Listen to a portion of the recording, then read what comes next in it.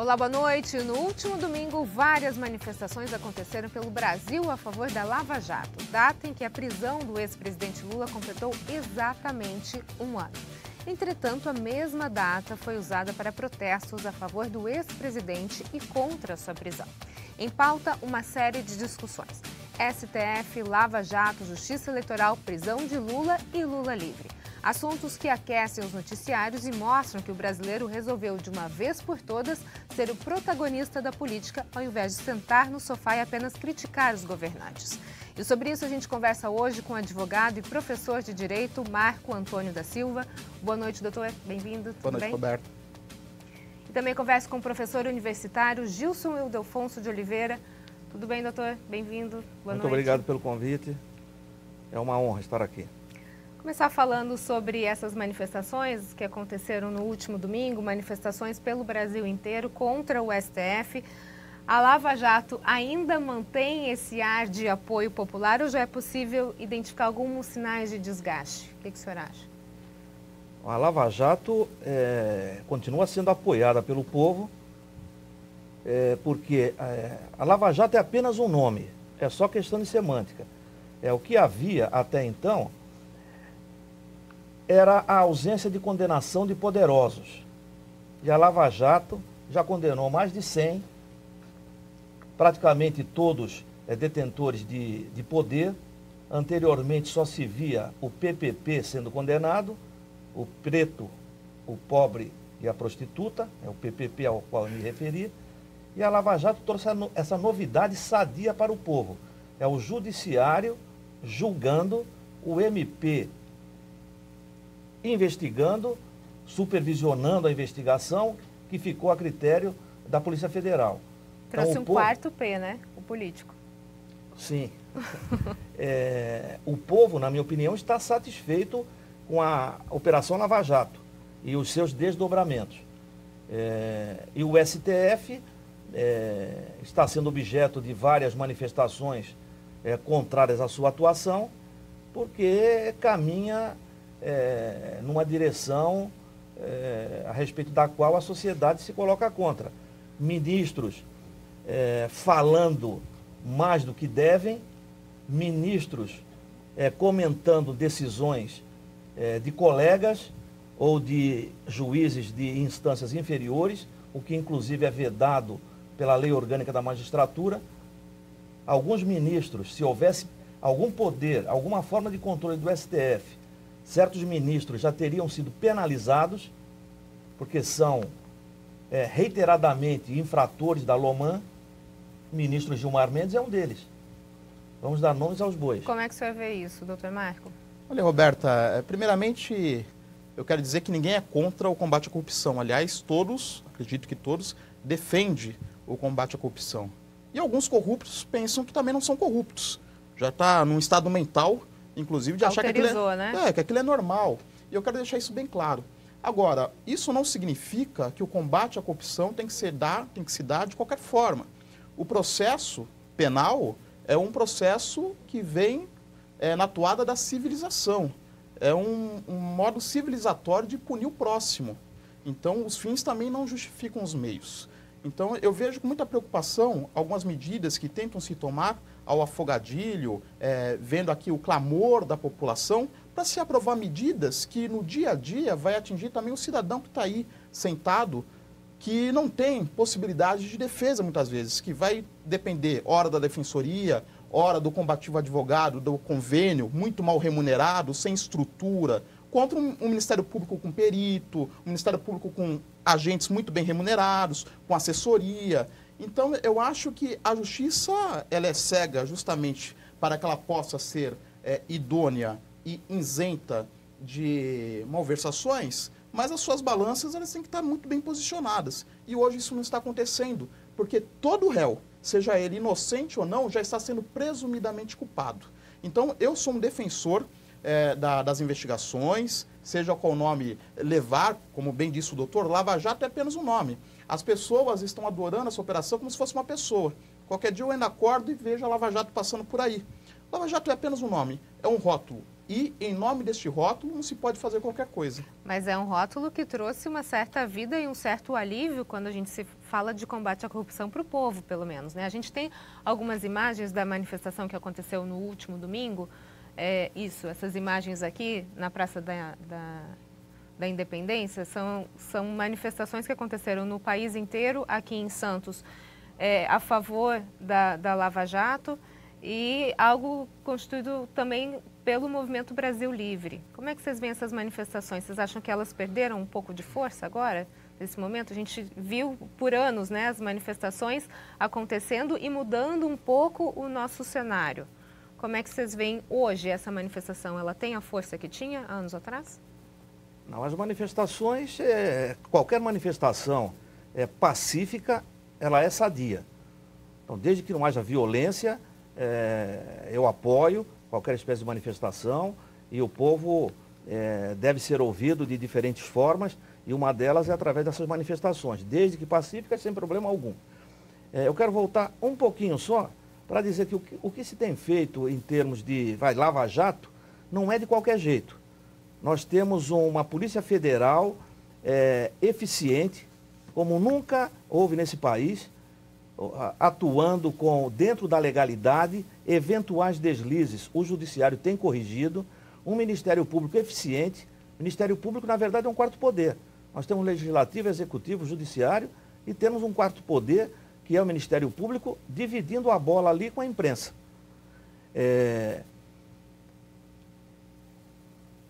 Nenhuma condenação é feita sem provas. O juiz, para julgar um determinado feito, realiza a sua regular instrução, sopesa as provas produzidas, o réu tem o seu defensor. Hoje em dia, como falou o doutor Marco Antônio, mas aquele é provido de menos posses, será que conseguirá se ombrear com o Ministério Público equipado? Consegue sim. Sabe por quê? Hoje a Defensoria Pública é uma instituição séria, os seus integrantes são aprovados em regular concurso público, são profissionais do mais alto gabarito, profundo conhecimento jurídico. Então, o desnível que existia no passado não existe mais. E nós temos o sistema recursal. O doutor Sérgio Moro julgou lá mais de 100, condenou mais de 100 réus. Só que suas decisões, claro, sujeitas a recursos. Nós temos o juiz de primeiro grau, que é a Vara Federal no caso, temos o Tribunal Regional Federal, temos o Superior Tribunal de Justiça e, por último, o Supremo Tribunal Federal. Haja graus de jurisdição. É por isso que os processos não andavam, não é? Agora eles são mais céleres.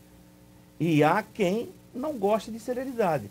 Mas, voltando só para fechar, as manifestações são muito importantes. Só que o povo não está tanto na rua, porque já não é mais novidade. A novidade, de certa forma, diminuiu. Não pode perder a força, né? Não pode. No próximo bloco a gente continua a falar sobre a Lava Jato. Nós voltamos em instantes. Só um minutinho. Até mais. Avenida está de volta. O nosso assunto de hoje é a Lava Jato e eu converso com o advogado e professor de Direito Marco Antônio da Silva e com o professor universitário Gilson Ildefonso de Oliveira. A gente está falando sobre as manifestações, STF, Lava Jato, Justiça Eleitoral e eu gostaria de saber de vocês, doutor Marco, o senhor acha que a Lava Jato corre o risco de acabar antes dela realmente ter que ter terminado? Olha, Roberta, primeiro eu queria fazer uma ponderação sobre o que o doutor falou. Porque o direito, ele é um instrumento de controle social, mas ele também é uma ciência. E o direito ele é feito de um conjunto de regras e princípios previamente definidos para a segurança de todos nós.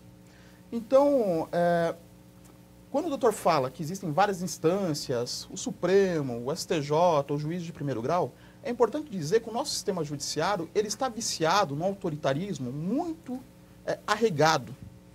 Não vamos dizer assim, não é ilusão pensar que o juiz não se influencia pelo jornal que lê, pela TV que assiste, pela conversa com a sua família. E ele, por ser uma pessoa formada, que passou no concurso, deveria ter, alguns têm, mecanismos de filtrar essas influências. Mas por que eu estou dizendo isso?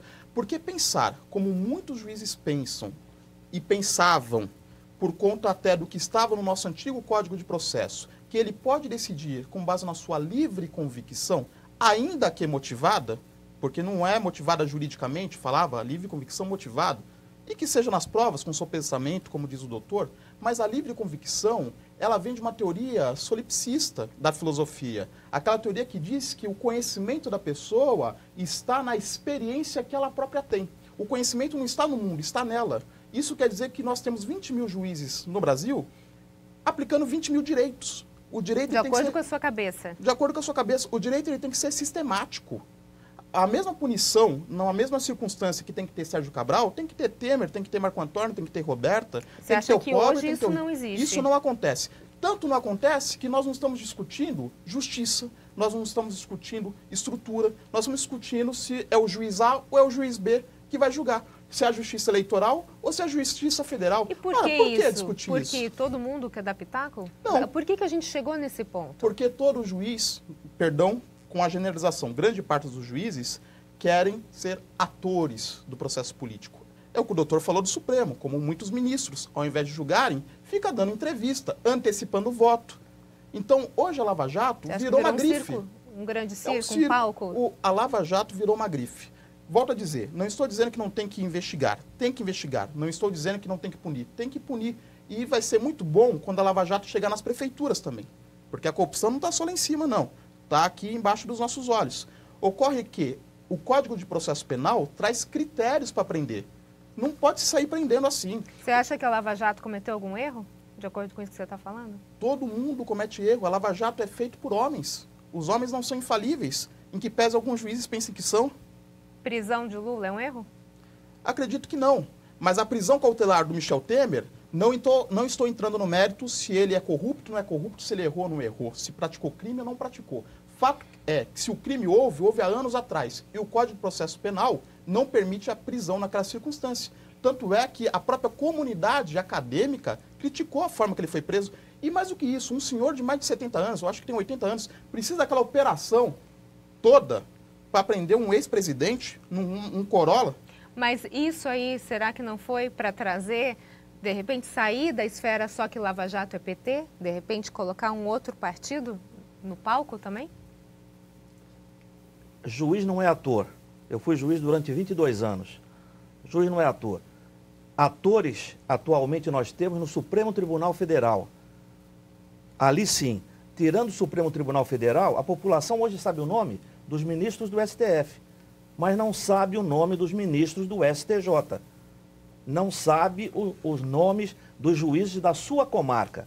Só sabem o nome do juiz Bretas, do juiz Sérgio Moro, porque a imprensa, retratando o ocorrido, fez a divulgação dos nomes. Eles não eram atores. Eles não ficavam se expondo a 3x2, se arvorando em heróis da pátria. A imprensa divulgava fatos. As arbitrariedades não, ilegalidades eventualmente cometidas, como por exemplo no caso do Michel Temer, o que aconteceu? O juiz é um ser humano. Daí o sistema recursal. Por ser falível, existem os recursos. O juiz Bretas não agiu dentro dos parâmetros definidos pela lei. O que ocorreu? A revogação da prisão. Simples assim. Agora, o senhor acha que o Temer volta a ser preso ainda? Não sei. Porque o juiz se detém sobre fatos conhecidos. Eu não conheço os fatos. Eu não sei o que está sendo apurado. Eu sei o que a imprensa divulga. Questão do Porto de Santos, por exemplo. A Boca Pequena, faz 40 anos que aqui em Santos nós sabemos disso. Olha, parece que o Michel Temer tem interferência aqui no Porto de Santos. E a apuração que está sendo feita é para ver se essa interferência era positiva ou era negativa. Se era legal ou se era ilegal. Eu não sei. Juiz nenhum julga segundo a sua cabeça. Me perdoe, doutor. E aquele juiz que julga de uma forma desbaratada, disparatada, o que acontece? Há o recurso. Há as corregedorias para punir juiz que não cumpre com seus deveres. a OAB, hoje sou advogado, fui juiz, fui promotor, a OAB sempre aponta eventual autoritarismo de um juiz. Vai às corregedorias, vai às presidências dos tribunais, então eu não posso concordar. As ilegalidades cometidas, por isso que tem recurso, o juiz não é infalível. Mas o que a acontece... justiça tem cometido excesso? O senhor acha que em algum momento de tudo isso que a gente tem Excesso não. Não? De forma nenhuma. De forma nenhuma. Aquele que é alcançado pelo braço forte da lei, da justiça, é claro, já houve Nem excesso. nesse caso do Houve Michel excesso. Temer? Houve uma apreciação inexata da prova até ali colhida e não era o caso, talvez, de se determinar a prisão. Agora, eu não tenho conhecimento dos fatos. O que pode ter ocorrido para justificar que o ato delituoso continuava sendo praticado? Daí a prisão para fazer cessar. Eu não sei o que Coronel Lima e ele, se estavam ou não continuando a delinquir. Se estavam ou não cerceando provas. Eu não sei. Pela decisão do doutor Bretas, se ele pensou, não expôs, não colocou no papel, a instância superior afastou a prisão. Pronto, isso é Estado Democrático de Direito. Todos se submetem ao império da lei. Ponto final. Ok, no próximo bloco a gente continua a falar sobre Lava Jato e sobre justiça eleitoral. Nós voltamos em instantes. Até já. O ND está de volta. Nosso assunto de hoje é a Lava Jato. Eu converso com o advogado e professor de Direito, Dr. Marco Antônio da Silva, e com o professor universitário, Dr. Gilson Ildefonso de Oliveira. A gente está falando sobre a questão da Lava Jato, das manifestações envolvendo tudo isso. Vocês veem hoje juízes e promotores atuando como políticos, mais do que como juízes ou promotores? Evidente que não todos, mas é importante que se diga que o advogado ele não tem responsabilidade política. O advogado ele tem responsabilidade com o seu cliente e com o sistema, com o direito. Já o juiz e o promotor, ele é um servidor do público.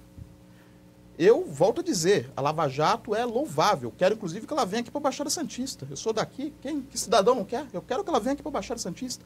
O que eu disse quando eu falo que tem agentes públicos, como juízes e promotores, procuradores, que viraram atores, é você alugar um hotel, colocar um PowerPoint, ficar passando desenho. A função de procurador é denunciar, é fiscalizar a Polícia Federal, não é passar PowerPoint para a imprensa, né? Então foi isso que eu disse.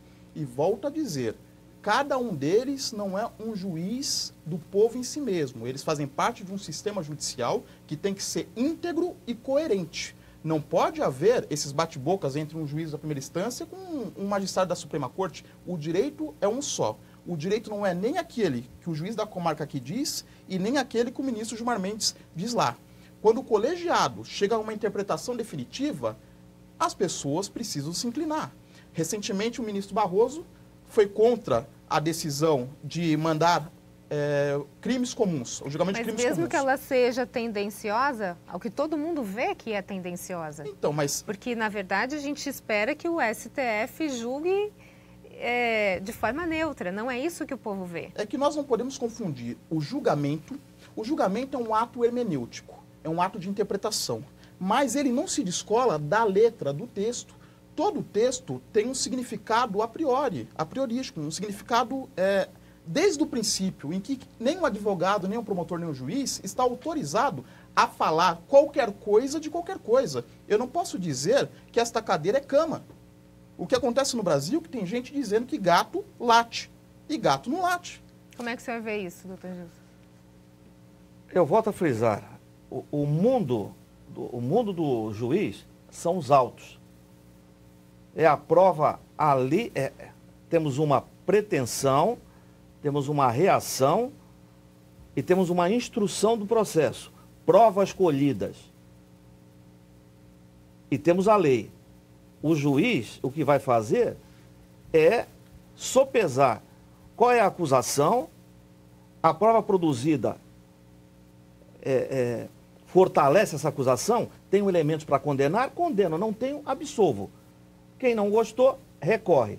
Juiz não fez PowerPoint. Eu gostei da manifestação do doutor. Procurador, o Ministério Público Federal, num determinado momento, fez lá o PowerPoint lá a respeito do Lula, não é? Dizendo que ele era o chefe da organização criminosa. Na minha opinião, aquilo está errado. O juiz, ele vive dentro do seu gabinete. O juiz vive dentro dos autos. O juiz, quando sai do gabinete, é para fazer as instruções e a sociedade está por fiscalizá-lo. E o maior fiscal que tem o juiz não é a sua corregedoria, é o advogado. Em todo o processo existem, no mínimo, 2 advogados, um do autor e um do réu. Se o doutor me permite, essa explicação é perfeita. Se tudo isso funciona, como o doutor está falando, não importa qual é a justiça que vai julgar. Se é a justiça federal, se é a justiça eleitoral, se é a militar, se é a trabalhista, se é a comum aqui, se é estadual. Não importa, não me oponho porque a os juízes todos são íntegros. Só que nós temos um componente chamado realidade. Hoje, a justiça eleitoral, tal como está estruturada, não tem condições de levar a cabo os processos. E não é de uma hora para a outra que essa justiça eleitoral será aparelhada. É uma justiça transitória, é uma justiça temporária. O que pode acontecer se isso ficar a cargo da justiça eleitoral? No dia seguinte. Teremos justiça. No dia seguinte. Como em qualquer outra. O sistema judiciário, ele é uno. Doutor Marco Antônio. Juiz é juiz. Doutor Marco Antônio, os 7... O TSE é composto por, no mínimo, 7 ministros. No dia seguinte, caminhões e caminhões chegando com processos. Esses 7 ministros do TSE terão condições de julgar? Não terão.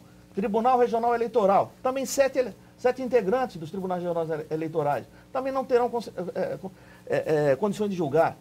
Para mim, pouco importa. Hoje a competência, o Supremo diz que é da Justiça Tribunal Eleitoral. Superior Eleitoral. Na verdade, o Código Eleitoral já disse isso desde 1965. Então, e veja só, descobriram hoje. Os procuradores redonda. descumpriram o princípio do juiz natural. Desde lá de trás. Não, exato. Não cabe nem advogado, nem a procuradora ou qualquer pessoa escolher um juiz competente. É por isso, pela falta de estrutura, que o doutor Sérgio Moro, ministro da Justiça, segundo já foi noticiado, apresentará um projeto, e aí é PEC, que é competência, que está na Constituição Federal, é projeto de emenda à Constituição, mudando a competência da Justiça Federal. Mudando não, acrescentando à Justiça Federal ordinária competência para julgar essa matéria eleitoral. Aí os processos voltam para lá. Não, nem vão. Entende o casuísmo? Que nem vão. Entende o casuísmo? A quem cabe julgar? Cadê o juiz natural? Não, o deputado apresenta uma PEC, o ministro apresenta outra. E quem paga isso? Quem criou isso foi o Supremo Tribunal Federal, que criou essa grande confusão, vou me permitir dizer, até de forma pensada, parece. Porque, diante da confusão, as portas dos xadrezes serão abertas. Bom, e aí, essa é uma discussão, doutor, que vai longe. A gente vai ter que marcar um próximo ND, porque, infelizmente, o nosso tempo já acabou, mas agradeço, de qualquer forma, a participação de vocês. Muito obrigada. Obrigado, Roberto. Agradeço. Sempre um prazer. O ND fica por aqui. Uma ótima noite para você. Fica agora com o Jornal da Band. Até mais.